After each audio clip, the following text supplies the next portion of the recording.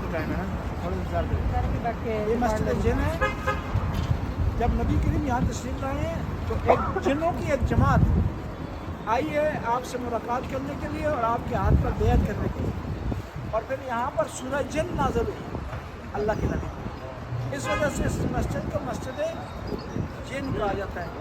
یہاں پر اندر جائیں گے 2 رکعت نماز مستحبی پڑھیں اور یہاں جگہ مل جاتی ہے. اگر نہیں جگہ ملتی زیارت کرنے کے بعد چلتے ہیں ہم وہاں حرم میں پڑھ لیں گے یا ہوٹل میں یہاں کی نیت سے. ٹھیک ہے جی چلیں دیکھیں آگے سے زیارت کرتے ہیں.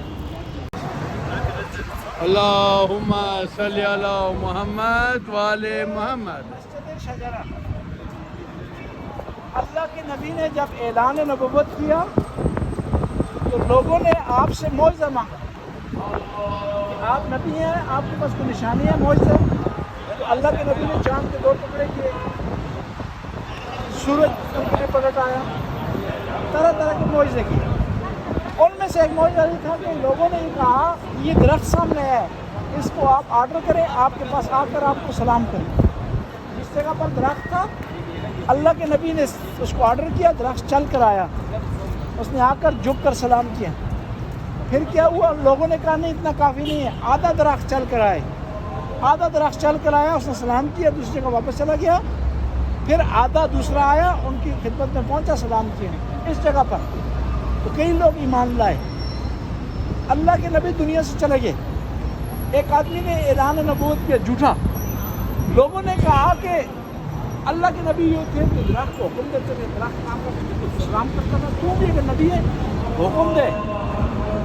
اس نے ایک دفعہ کہا، دوسری دفعہ درخت نہیں آیا. اس نے کہا کوئی مسئلہ نہیں ہے، نبی جو ہے مغرور نہیں ہوتے، یہ نہیں آ رہا ہم چل کر چلے جاتے ہیں اس کے پاس. یعنی اللہ کے نبی کے معجزات میں سے ایک معجزہ درخت کا آنا ہے آپ کے پاس، آپ کو سلام کرنا ہے. اور یہ ایک دفعہ نہیں، وہ کئی دفعہ ہوا ہے. جب شام کے سفر پر آتے ہیں وہاں پر درخت، پہاڑ، پرند، پتھر آپ کو سلام کیا کرتے تھے. اور ایک جو تھا بادل آپ کے سر پر چلتا رہا.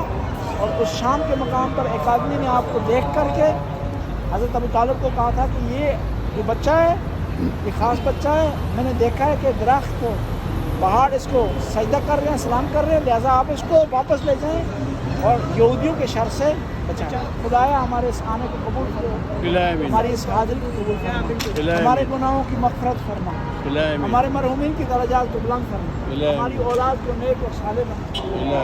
یا اللہ جو بیماروں نے شفا کاملہ وعاجلہ عطا فرما. یا اللہ جو تنگ دستوں کی تنگ دستی کو برطرف فرما. ہماری بہنیں بچیاں تشریف لائی ہیں، جعفر آئے ہیں، آصف بھائی آئے ہیں. یا اللہ اس راستے میں جو انہوں نے مال خرچ کیا ہے اس کا انہیں اجر عطا فرما، دگنا چگنا انہیں عطا فرما.